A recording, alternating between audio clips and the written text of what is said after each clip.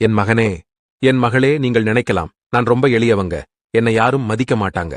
நான் என்ன வசதி படைத்தவனா? நான் என்ன சொந்த வீடு வச்சிருக்கனா? நான் என்ன கோடி கோடியா பணம் வச்சிருக்கனா? என்னை மதிக்கிறதுக்கு ஒருத்தரும் என்னை மதிக்க மாட்டறாங்கன்னு நீங்கள் வருத்தப்படலாம். நான் உங்களுக்கு வேதாகமத்தில் இருந்து சொல்லுகிறேன். சங்கீதம் 69 அதிகாரம் 34 வசனத்தில் கர்த்தர் எளியவர்களின் விண்ணப்பத்தை கேட்கிறார், கட்டுண்ட தம்முடையவர்களை அவர் புறக்கணியார் என்று எழுதியிருக்கபடியாக நான் எளியவர்களின் விண்ணப்பங்களை கேட்கிறேன். நீங்கள் நினைக்கலாம், நான் ரொம்ப எளியவன் என்று நினைக்கலாம். ஆனால் நான் எளியவர்களின் விண்ணப்பங்களையும் மிகவும் கனிவாக கேட்பேன். எளியவர்களின் சத்தத்தை கேட்ட உடனே நான் அவர்களுக்கு செவி கொடுத்து அவர்களின் விண்ணப்பத்தை நிறைவேற்ற பண்ணுவேன். உங்களுக்கு வேதாகமத்திலிருந்து சொல்லுகிறேன். எரிகோ என்ற பட்டணத்தின் வழியாக நான் செல்லும் பொழுது அங்கு கண் பார்வை இல்லாத தர்மம் பெற்று வாழ்கின்ற ஒரு எளியவன் என்னை கூப்பிடுகிறான்.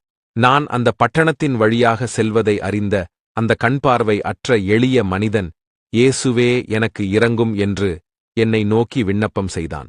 நான் அவனுடைய சத்தத்தை கேட்டவுடனே நின்று அவனுடைய விண்ணப்பத்தை கேட்டேன். அவனிடத்திலேயே உனக்கு என்ன வேண்டும் என்று கேட்டேன். அவன் எனக்கு பார்வை வேண்டும் இயேசுவே என்று விண்ணப்பம் செய்தான். நான் எளியவனின் விண்ணப்பத்தை உடனே கேட்டு அவனுக்கு இறங்கி அவன் பார்வை பெற அவனுக்கு அற்புதங்களை செய்தேன். அதேபோல நான் உங்களுக்கு சொல்லுகிறேன், எளியவர்கள் ஆகிய நீங்கள் என்னிடத்தில் விண்ணப்பித்தால் அந்த விண்ணப்பத்தினை கேட்டு உங்களுடைய விண்ணப்பத்தினை நிறைவேற்றுவேன். யார் வேண்டுமானாலும் உங்களை புறக்கணிக்கலாம். உங்களுடைய அண்ணன், தம்பி, உங்களுடைய நண்பர்கள், உங்களுடைய உறவினர்கள், உங்களுடன் பணிபுரிப்பவர்கள் என யார் வேண்டுமானாலும் உங்களை புறக்கணிக்கலாம். ஆனால் எளியவனை நான் என்றுமே புறக்கணிப்பதில்லை. எளியவனின் ஜெபத்தினை கேட்டு அவனுக்கு அற்புதங்களையும் அதிசயங்களையும் செய்யக்கூடிய தேவனாகிய கர்த்தர் நானே. எளியவனின் விண்ணப்பத்தினை நான் புறக்கணிப்பதில்லை. எளியவனாய் என்னிடத்தில் கேளுங்கள் ஜெபத்தினிலே, அப்பொழுது உங்களுடைய விண்ணப்பத்தின் அடிப்படையிலே உங்களுடைய தேவைகள், நீங்கள் எதிர்பார்த்த காரியங்கள் அனைத்தும் உங்களுக்கு அதிசயங்களாய் நிகழ்த்தப்படும். என்னிடத்தில் விசுவாசத்தோடும் கேளுங்கள், அப்பொழுது உங்களுடைய விசுவாசத்தின் பலனை நீங்கள் அடைவீர்கள். என் பிள்ளைகளாகிய நீங்கள் எப்பொழுதுமே தைரியமாக இருக்க வேண்டும். பாவம் செய்பவர்கள் மட்டுமே பயப்பட வேண்டும். உங்களுக்கு வேதாகமத்திலிருந்து சொல்லுகிறேன்.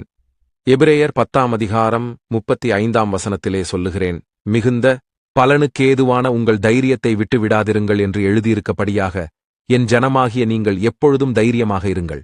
இதுவரையிலும் நீங்கள் தைரியமாகத்தானே இருந்தீர்கள். என்ன காரியத்தை நினைத்துக் கொண்டு பயந்து கொண்டிருக்கிறீர்கள்? வீட்டிலே பிரச்சனையா? வேலை செய்யும் இடத்தில் பிரச்சனையா? உற்றார் உறவினர்களிடத்திலே பிரச்சனையா? தொழில் செய்யும் இடத்திலே பிரச்சனையா? இவைகளினால் தைரியத்தை இழந்து நிதானம் இழந்திருக்கிறீர்களா? பயம் வருது என்று கலங்கிக் கொண்டிருக்கிறீர்களா? உங்களுக்காக தேவனாகிய நான் சொல்லுகிறேன், உங்களுடைய தைரியத்தை விட்டுவிடாதீருங்கள். என் மகளே, என் மகனே, தைரியமாக இருங்கள். தைரியத்தை மட்டும் விட்டுவிடாதீர்கள். பயத்தினை உங்களுடைய உள்ளத்திலே இருந்து தூக்கிப் போடுங்கள். பிசாசானவன் உங்களுடைய மன உறுதியை உடைத்து உங்களை பயம்புடுத்தி உங்களை அழிக்க முற்படுவான். நீங்கள் அவைகளில் இருந்து விடுபட உங்களுடைய பயத்தினை விட்டு தைரியமாக இருங்கள். எந்த காரியத்தினை குறித்து நீங்கள் பயந்திருக்கிறீர்களோ அந்த காரியம் உங்களை சேதப்படுத்துவதில்லை. நீங்க பயப்பட மாதிரி ஒன்னும் உங்களுக்கு நடக்காது.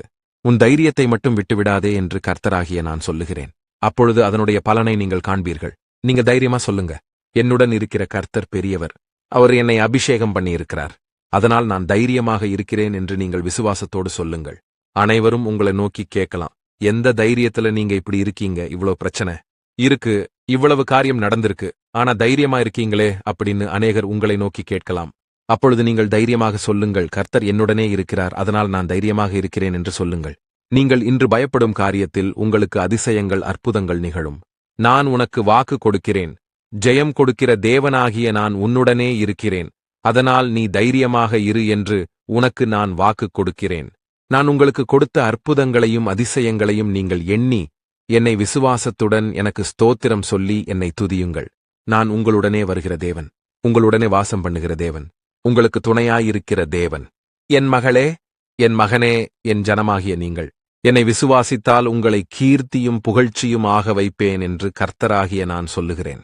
உங்களுக்கு வேதாகமத்திலிருந்து நான் சொல்லுகிறேன். செப்பனியா 3 அதிகாரம் 20 வசனத்தில் சொல்லுகிறேன், நான் உங்களை கீர்த்தியும் புகழ்ச்சியுமாக வைப்பேன் என்று எழுதியிருக்கபடியாக நான் உங்களை புகழ்ச்சியும் கீர்த்தியுமாக வைப்பேன். ஆண்டவரே, எல்லாரும் என்ன சோதிக்கிறாங்க, ஒன்னுத்துக்கும் உதவாதவன்னு சொல்றாங்க.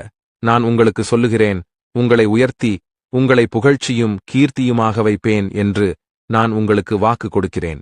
அநேகர் சொல்லலாம், இவனுக்கு என்ன தெரியும், வேலை பத்தி ஒன்னும் தெரியாது, படிப்பு ஒன்னும் வராது, இவன் ஒன்னுத்துக்கும் உதவ மாட்டான் அப்படி என்று அநேகர் உங்களை ஏளனமாக பேசலாம். அப்பொழுது நீங்கள் ஆண்டவரே எனக்கு ஒண்ணுமே தெரியலன்னு, நீங்க எல்லாரும் என்னை ஏளனமா பேசுறாங்கன்னு நீங்கள் மனம் வெதும்பி என்னிடத்திலே ஜெபம் செய்யலாம். உங்களுடைய விண்ணப்பத்தினை கேட்டு, உங்களுடைய ஜெபத்தினை கேட்டு, உங்களை நீங்கள் இருக்கக்கூடிய இடத்திலேயே உங்களை புகழ்ச்சியும் கீர்த்தியுமாக நான் வைப்பேன் என்று வாக்கு கொடுக்கிறேன். யாரும் என்னுடன் இல்லை அப்படின்னு வருத்தப்படாதீங்க. கர்த்தராகிய நான் உங்களுடனே இருக்கிறேன். உங்களுடனே இருந்து உங்களுக்கு அற்புதங்களைச் செய்வேன்.